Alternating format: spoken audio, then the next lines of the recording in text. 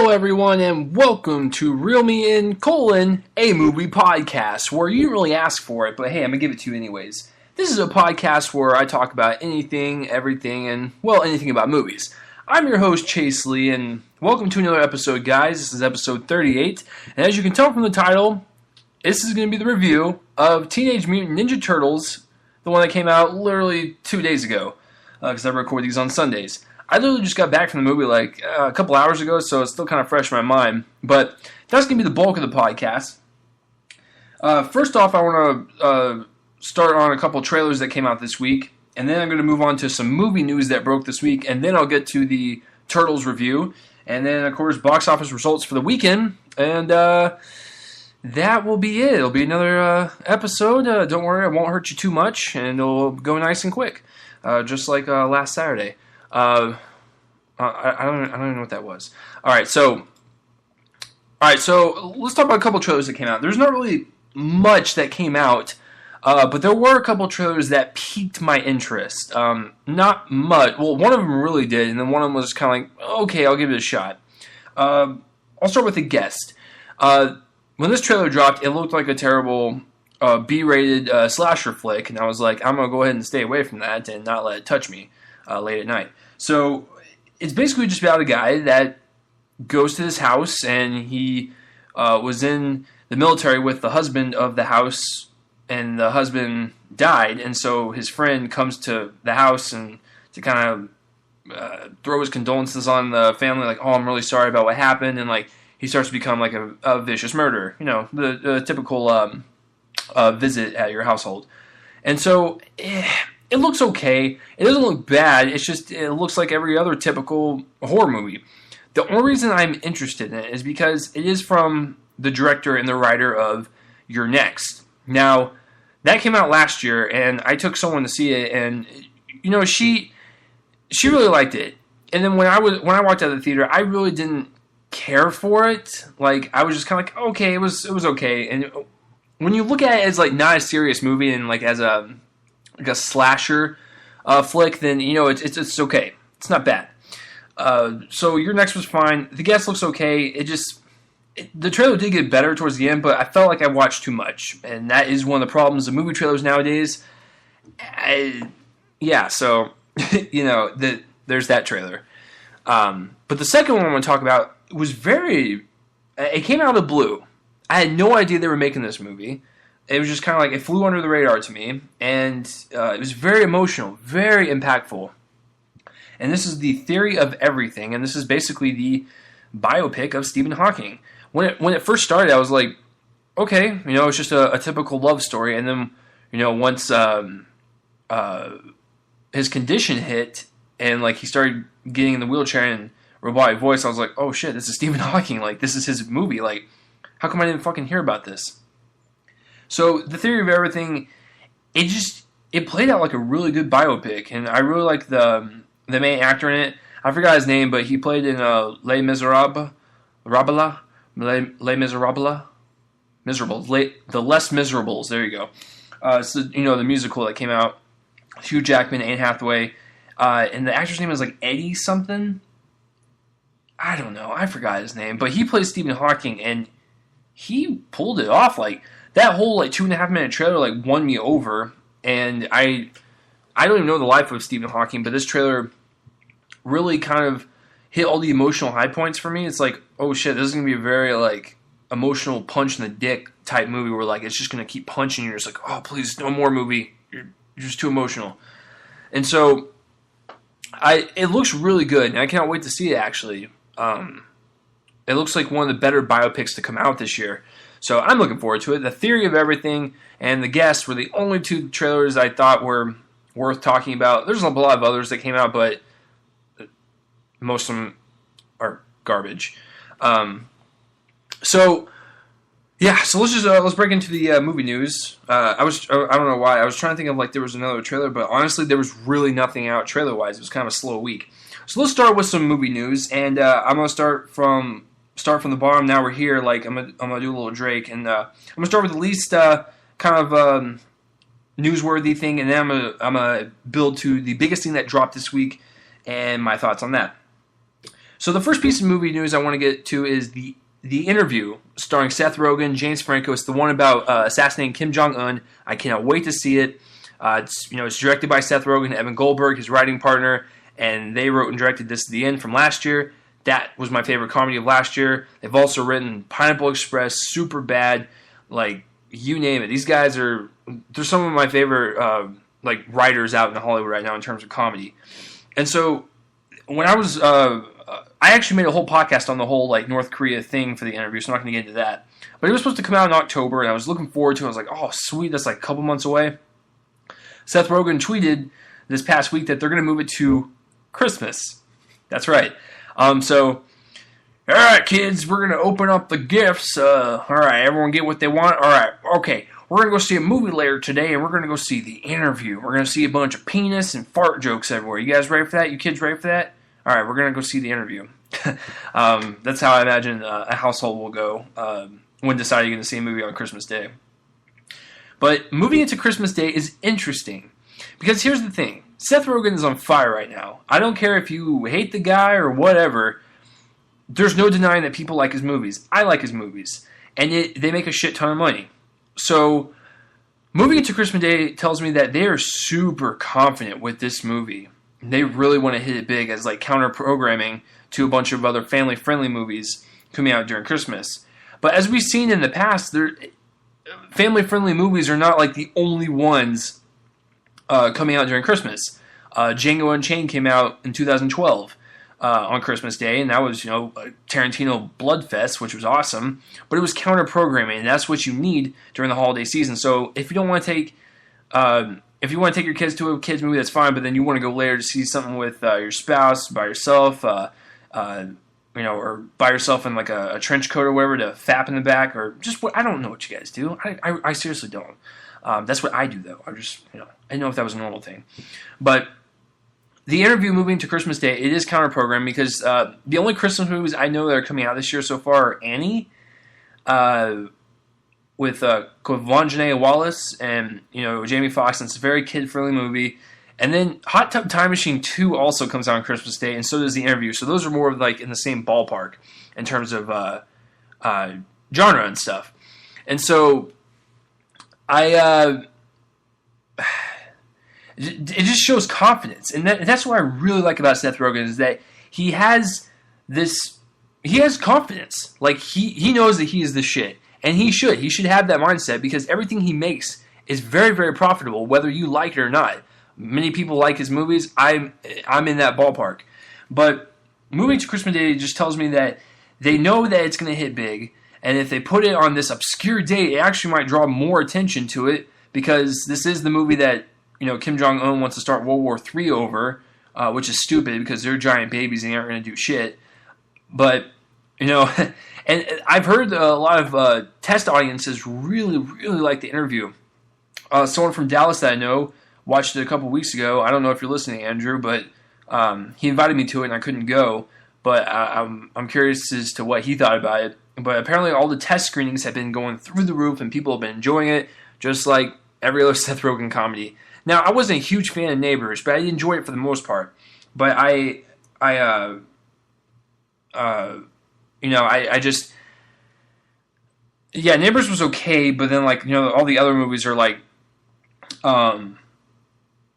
are a lot better than Neighbors. I mean, a lot of people really like Neighbors. It was okay to me, but I'm looking forward to it moving to Christmas to see how it does. Like, come on, kids, let's go see The Interview and Seth Rogen spit off the F word and jack off on James Franco. Or I don't know what they're going to put in the movie. That's probably what they will put though. So that is the first piece of news. The second piece of news is let me look at my notes because I automatically forgot. I guess it wasn't that big. Oh, okay. You guys ready for this? Terminator 5 has its title, and it's Terminator Genesis. Okay.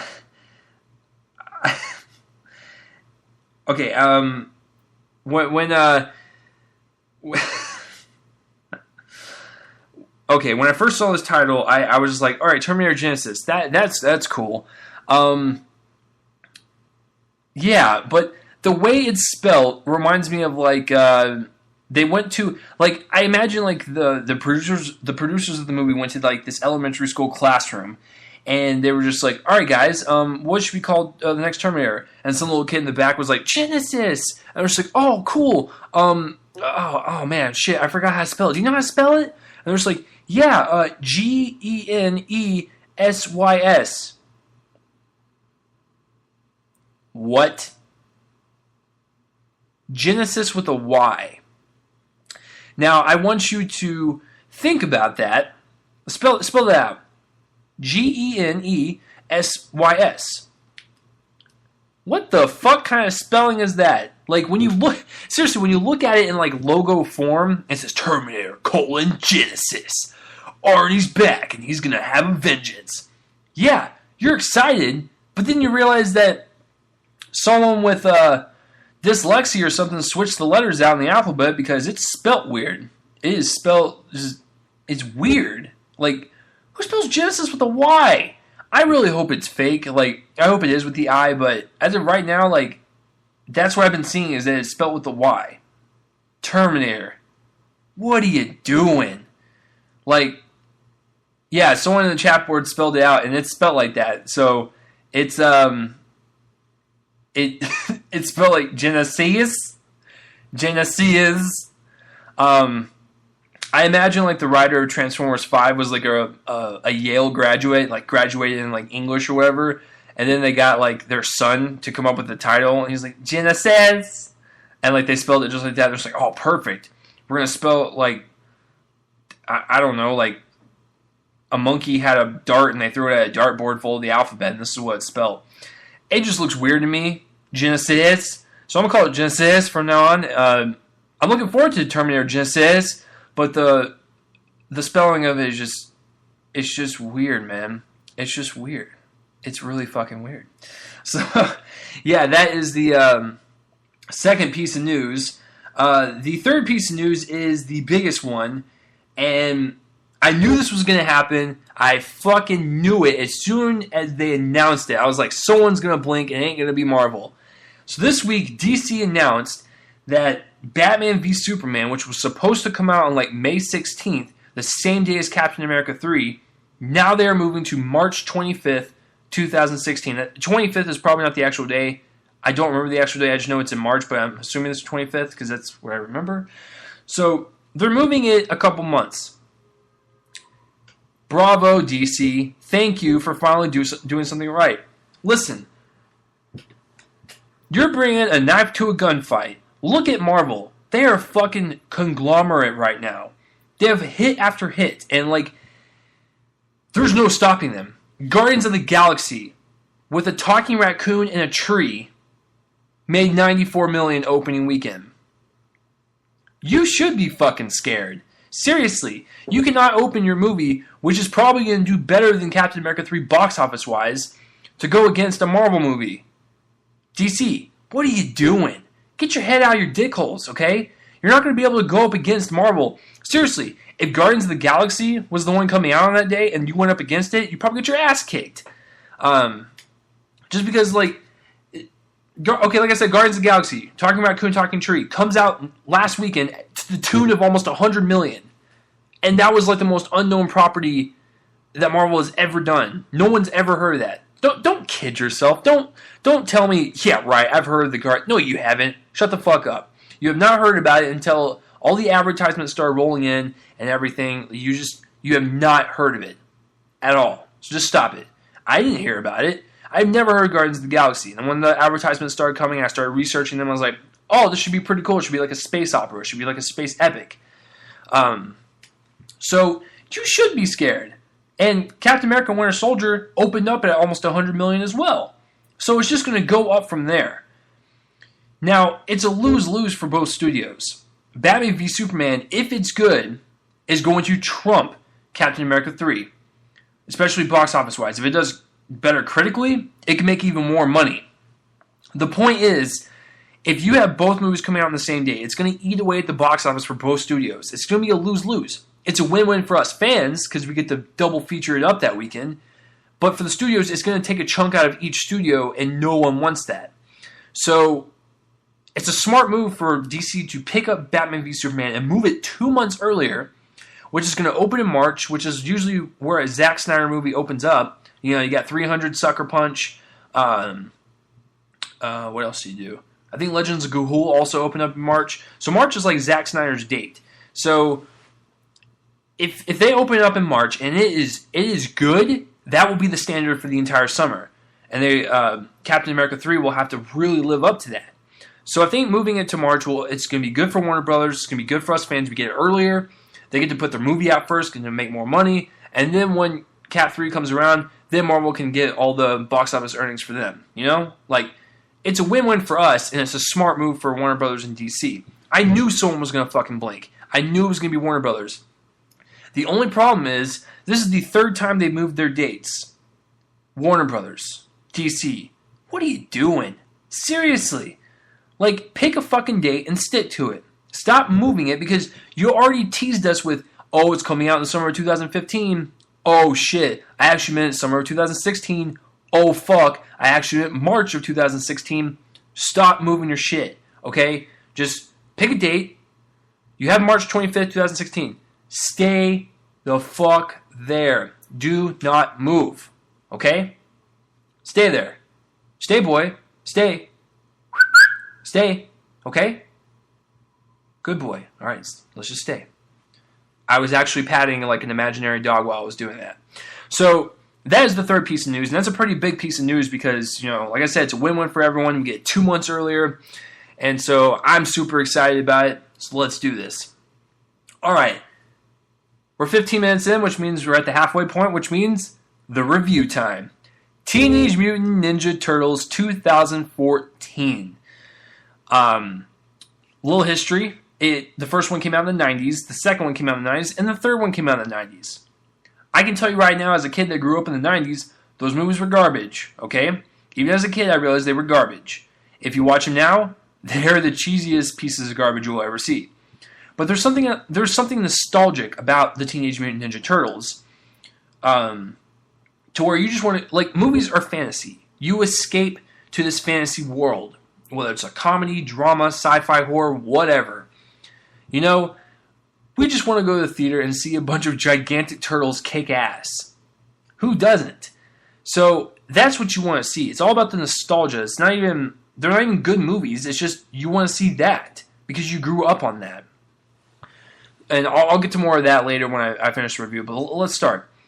Okay, so when I heard about this movie, Michael Bay was producing. I'm just like, okay, this is gonna be like Transformers all over again. We're gonna concentrate on the human characters a lot and not really concentrate on the actual title main characters. A little worried. They get the director of Battle Los Angeles. Extremely worried. I'm gonna tell you guys right now, I didn't hate it. I really didn't. I thought it was good. Now I'm not saying it's the greatest movie ever because it's not. I'm not saying it's even like very good. I'm just saying it was pretty good. Like it wasn't bad. Like there's a lot of bad elements to it, but I'm not gonna completely mess with that because the movie is called Teenage Mutant Ninja Turtles. As long as you have a good balance between what's going on with the Turtles and everything outside of it, that's good. I felt like this movie really concentrated on the Turtles. Versus like when Bay does Transformers, you know, he concentrates more on the human characters than the robots. Bad move. It's called Transformers, show Transformers. Bay, you know, Michael Bay produces. He didn't direct this. Let's get that straight. Like I said, it's the director of Battle Los Angeles. So it's a completely different director, but the whole tone of this screams out Transformers. Like, it screams out, like, Bay's style. So that's why I'm saying, like, he had a huge input creatively into this. I thought the Turtles were great. I will tell you right now, the main characters of their own movie were awesome. I actually really liked the chemistry between all four of them. It reminded me of, you know, like the chemistry they're supposed to have. Because I never read the comics, but apparently those are dark as hell. But, you know, you really focus on the family aspect of these characters and how they just all help each other and got each other's back and whatnot. And so I really enjoyed the chemistry between all four of the Turtles. All the actors portraying them, all the voices and stuff. I thought the tone was right for each individual one.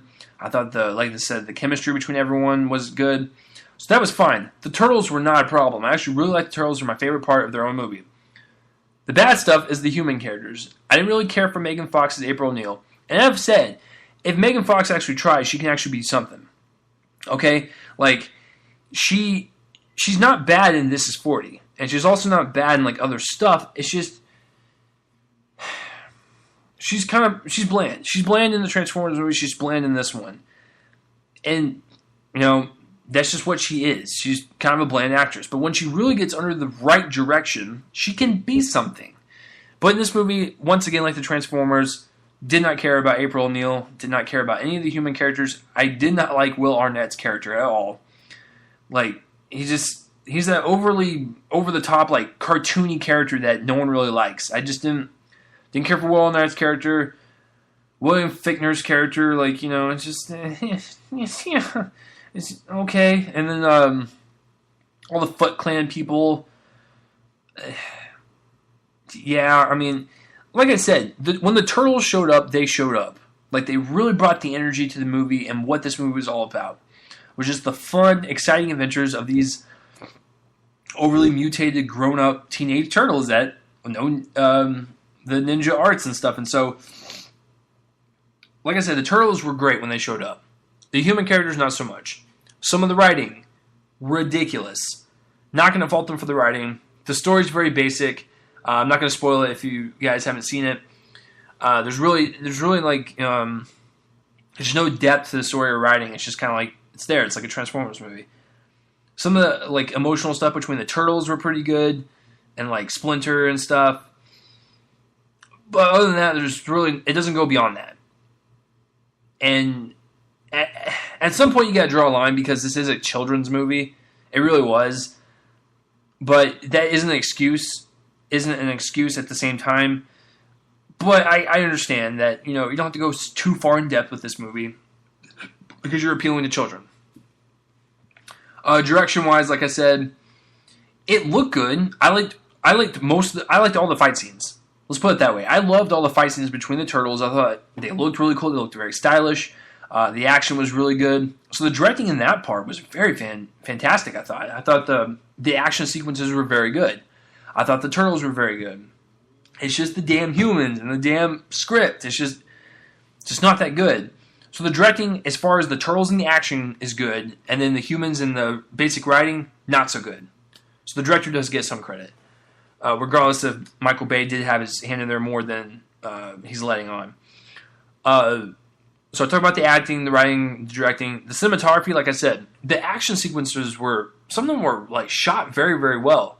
The whole like avalanche in the snow sequence, that was awesome. That was so cool to see.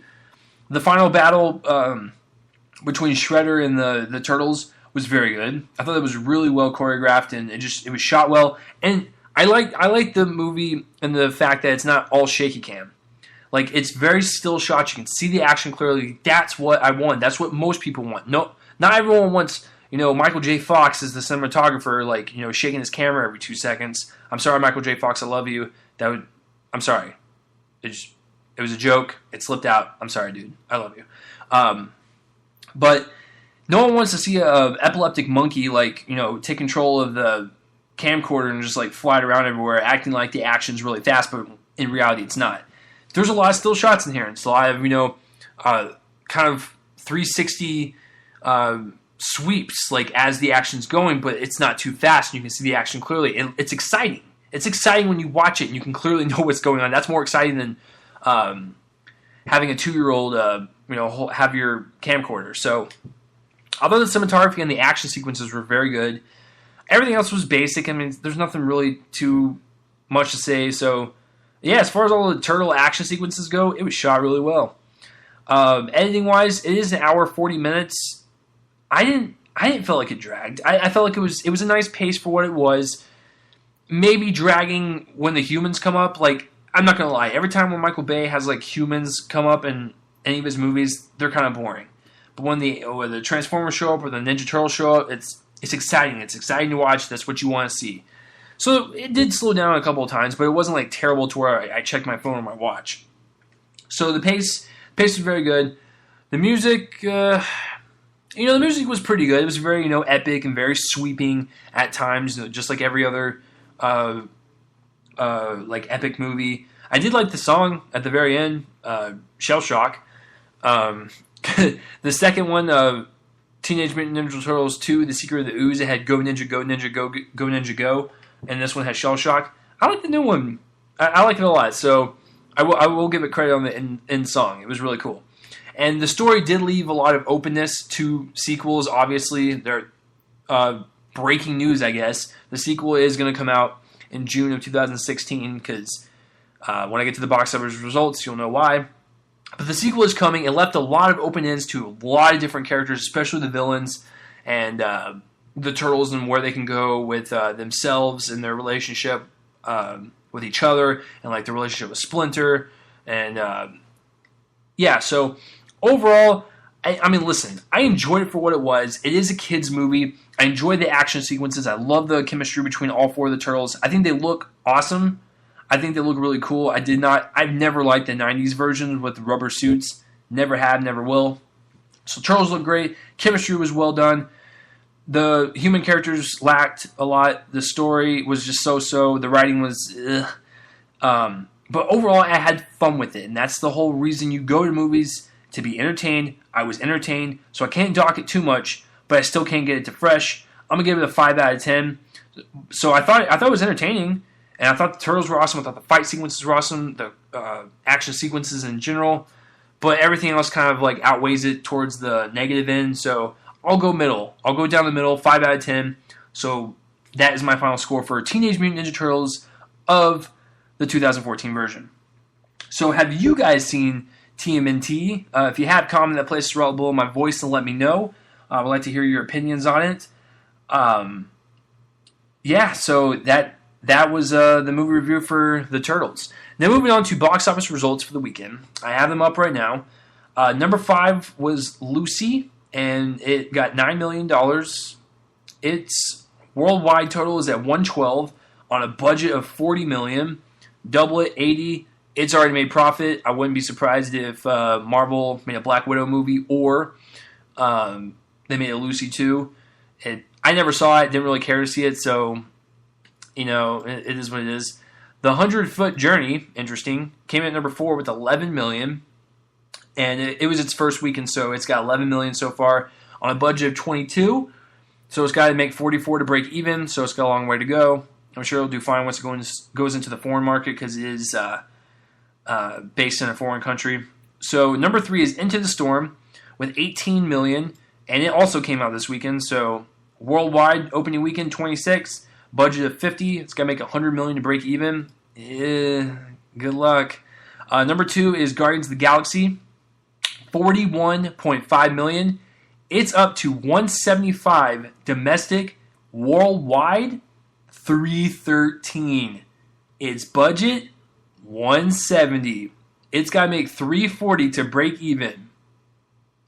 Ladies and gentlemen, this movie's only been out for 2 weeks, and it only needs like $27 million to break even.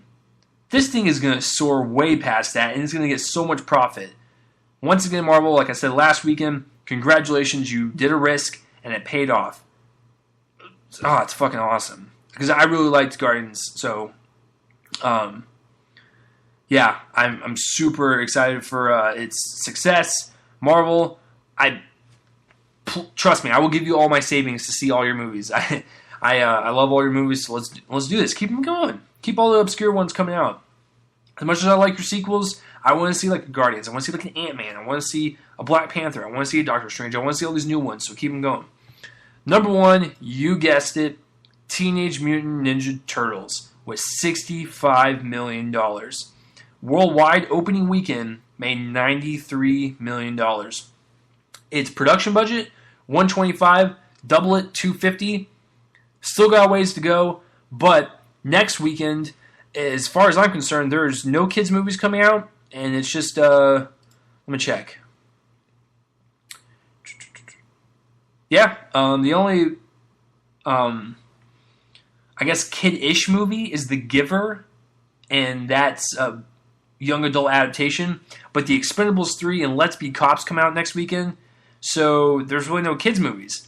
So I think Guardians and Ninja Turtles will continue to bank because there is no children's programming next weekend. So, yeah, they'll probably do very, very well. So, that is it, guys. That's it for this week. For this episode of Reel Me In: a movie podcast, I went over Teenage Mutant Ninja Turtles, and I went over various pieces of movie news and a couple of trailers I thought were interesting. But I really don't like what I have to say. I want to know what you guys have to say. Comment that places where I'll blow my voice and let me know about any of the news stories, trailers, or if you saw TMNT and what you thought about it. Okay, listen, guys, as much as I give Michael Bay shit, I like the guy. He's very smart. He's a very smart producer. He might be a douchebag in real life, but you gotta hand it to the guy. He makes movies to make money. They make money. He's a very good producer. Little side note, Michael Bay has produced 3 movies this summer, and I've seen 2 of them, and I didn't see Transformers. What's the third one?